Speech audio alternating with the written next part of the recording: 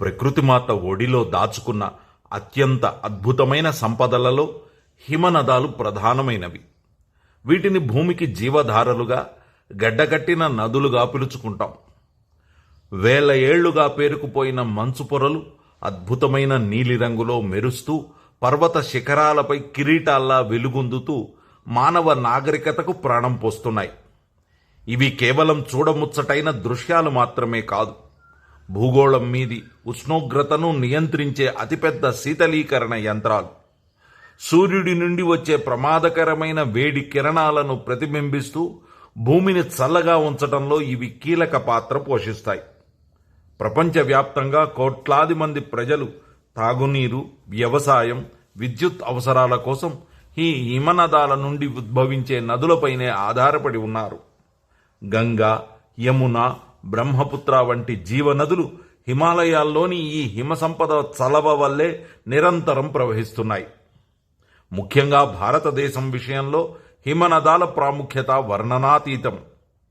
దేశ ఉత్తర సరిహద్దుల్లో రక్షణ కవచంలా నిలిచిన హిమాలయాలు కొన్ని వేల హిమనదాలకు నిలయం.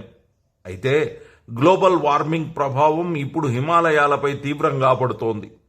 ఇతర ప్రాంతాలతో పోలిస్తే హిమాలయాల్లో మంచు వేగంగా కరుగుతోందని శాస్త్రవేత్తలు హెచ్చరిస్తున్నారు.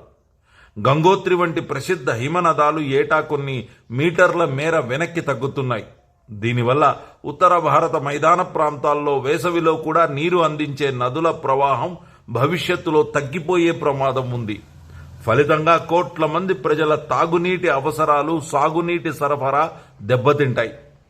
హిమనదాల కరుగుదల వల్ల భారత్ ఎదుర్కొంటున్న మరో ప్రధాన సమస్య ఆకస్మిక వరదలు. ఇటీవల కాలంలో ఉత్తరాఖండ్, హిమాచల్ ప్రదేశ్ వంటి రాష్ట్రాల్లో సంభవిస్తున్న భీభత్సమైన వరదలే ఇందుకు నిదర్శనం. హిమ సరస్సులు ఒక్కసారిగా విస్ఫోటనం చెందడం వల్ల లోతట్టు గ్రామాలు, పట్టణాలు కొట్టుకుపోతున్నాయి. ఇది ప్రాణ, ఆస్తి నష్టంతో పాటు దేశ ఆర్థిక వ్యవస్థపై, ముఖ్యంగా పర్యాటక రంగంపై తీవ్ర ప్రభావం చూపుతోంది. అజాగ్రత్తగా పర్వతాల్లో చేస్తున్న నిర్మాణాలు, వాహనాల కాలుష్యం ఈ పరిస్థితిని మరింత క్లిష్టంగా మారుస్తున్నాయి. హిమనదాలు కరిగిపోవడం వల్ల జరిగే అనర్థాలు కేవలం పర్వతాలకే పరిమితం కావు. మంచు కరుగుదల వల్ల సముద్ర మట్టాలు పెరిగి భారత్కు సుదీర్ఘ తీర ప్రాంతం ఉన్నందున ముంబై, కోలకతా, చెన్నై వంటి నగరాలు ముంపునకు గురయ్యే అవకాశం ఉంది. కాలక్రమేణా జీవనదులు ఎండిపోయి తీవ్రమైన ఆహార భద్రత సమస్యలు ఎదురవుతాయి. అడవుల నాశనం వల్ల హిమాలయాల్లో మాత్రమే కనిపించే అరుదైన జీవజాతులు అంతరించిపోయే ప్రమాదం ఉంది. మనం ఇప్పటికైనా మేల్కొనకపోతే భావితరాలకు పచ్చని ప్రకృతికి బదులు ఎండిపోయిన నదులు, వేడెక్కిన భూమి మాత్రమే మిగులుతాయి.